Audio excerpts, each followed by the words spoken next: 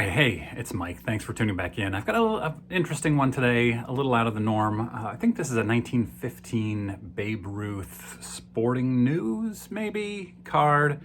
And as you can see here, I've got the front of it here. It's in a very, very old screw-down case, and it's on eBay. It was being auctioned off at the time that I took these screenshots. And at the time, it was like 18 minutes, no, it was about an hour left in the auction when I spotted it, and it was going for 120 bucks. And I looked at it, and to me, it's gotta be faked. It has to be a counterfeit, but I'm not an expert in these things, and at 120 bucks, this is a card that in this condition would go for like $25,000 according to PSA. There are not very many examples of these selling, so it's really tough to say what it might go for now. But I thought to myself, well, I'm 99% sure this is a fake, but what about that 1% that I'm questioning? Is it worth potentially winning an auction for cheap for this item to find out that it's real? So I looked it over a few times. You can see the back of it looks the same. I don't know what to look for, and I Googled how to tell if this is a fake. And I really need to read Breakout News. Breakout Cards. Ryan from Breakout Cards wrote a book called Spotting Fakes, and I bought it, and I just haven't had a chance to read it yet. So I Googled how to tell if this card specifically is real or fake, and there's really nothing out there because it's such a rare card. So I thought I'm just gonna go to the experts. So I posted it in this vintage baseball cards group that I'm a member of, and there are like 10,000 people in that group, much, much smarter than me, some serious, like legit vintage experts. So I posted and I just said, this can't possibly be authentic, can it? And I'm really, really sure it's not, but I want so badly to find out that one person thinks it's legitimate. And so here, the first response says, you can see clean white paper on the back at the tear, so the paper isn't old. Somebody else says, it depends on when the tear happened. Next guy says, I think he means paper stock back then wasn't that white if it got torn 70 years ago or 7 days ago. So that's an interesting point. That's something that I would never have considered. And then the original guy says, yeah, it was probably torn yesterday, right after aging the counterfeit card. If it was old, it would have been torn long ago, and the paper would have aged like the rest of the card. I'd wager on an aged counterfeit, which is what I assumed, but hearing some actual science behind it helps me. Somebody else responds, nope, can't possibly be real. Another person says, no, definitely not real. This guy says, faker than my ex-wife's. Very funny, very funny. Then another guy responds to that, send pics and I can authenticate them. Somebody else jumps in and says, if it was real, it's only one of the most iconic cards in the history of collecting, top 3. With that said, it's fake, unfortunately. Somebody else confirms, definitely fake. Another guy says, the white card stock is a dead giveaway.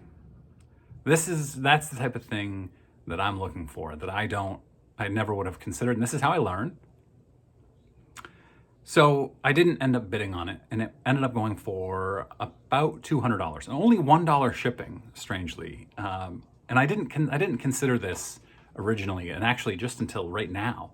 But if I'm selling a card that I expect to go for a lot of money, and I think it might be a Babe Ruth rookie, then I'm probably going to charge more for shipping because I'm going to want to insure it. I'm going to want to pad it. But it looks like they're almost shipping it in a plain white envelope for $1.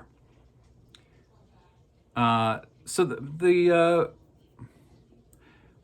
auction, these are the 3 pictures that you see here. The front, here's the back, and then for some reason the third picture is just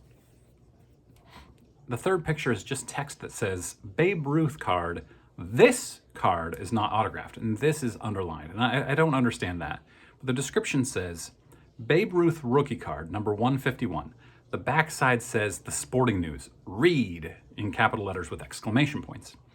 The only thing I know about this card is it came in a box that I bought with original no reprints of Mickey Mantle, Hank Aaron, and others.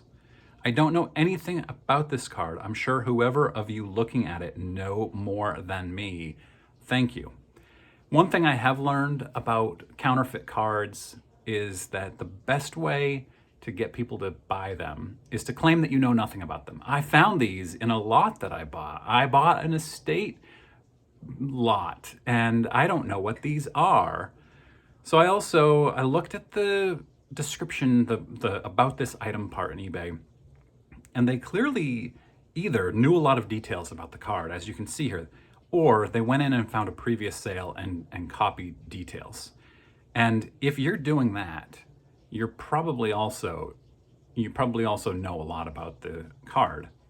I was also really curious about this person's previous sales, and they only had 11 pieces of feedback, and they're all modern. So it's interesting that they mention mantles and Hank Aaron's in their description, but all of their sales are of Ronald Acuna and Justin Jefferson and Joe Mixon and Justin Herbert. So where are these mantles and Aarons, and where did you get this Babe Ruth rookie, allegedly? So what do you think? I'm curious to know, would you spend $200 on a card that you suspect is fake if it had a chance to be worth 200 times that? Even if it's 1%, you're 99% sure. What is that limit? Is it $5? Is it $20? I don't know. I just know I was not willing to spend $200 for something where I was 99% sure it was fake.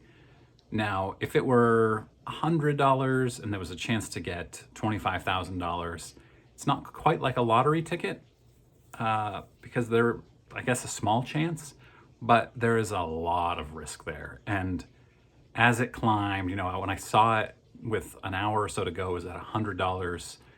And I actually thought it would go for more than this, but I wonder what the person who bought this is going to do with this card. Are they going to try to pass it off as authentic? Are they going to send it in to PSA or SGC to see if they can get it authenticated? That would have been what I would have done if I had decided to buy this. But like those people said, there's no chance that this is real. But there were 61 bids on this too, which is pretty amazing. I don't know how that works. Does that mean that there were 61 people bidding on it? I don't think so. I think if you bid $5 and somebody else bids $10 and then you bid 15, I think that's still only 2 bids. But maybe, or it's 3 bids, 2 people, but maybe I'm mistaken there. So let me know what you think, and if you're into this kind of thing, please click subscribe, click that bell icon. I do 2 to 3 mostly vintage baseball card videos per week. Thanks for watching.